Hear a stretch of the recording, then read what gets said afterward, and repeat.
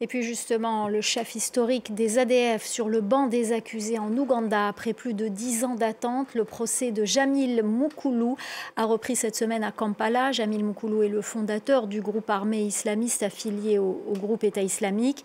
Visé par un mandat Interpol, il avait été arrêté en Tanzanie puis remis aux autorités ougandaises en 2015. La correspondance de Juliette Monti. C'est un procès très attendu qui reprenait aujourd'hui à Kampala, celui de Jamil Mukulu, le chef historique des ADF, les forces démocratiques alliées.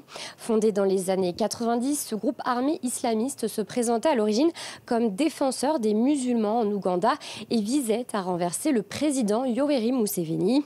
Aujourd'hui affiliés à l'État islamique, les rebelles ADF sont surtout actifs dans l'est de la République démocratique du Congo. 10 ans après son arrestation en Tanzanie, Jamil Mukulu, mais aussi une vingtaine d'autres co-accusés, sont poursuivis pour terrorisme et crimes contre l'humanité devant la haute cour de Kampala. Le procès ouvert le mois dernier avait dû être suspendu en raison de problèmes de traduction. Alors pour les victimes, cette procédure est un soulagement. Et puis selon leur avocate, Sarah Awelo, qui s'est exprimée chez nos confrères de RFI, c'est aussi un message envoyé à tous les rebelles qui sévissent dans la région.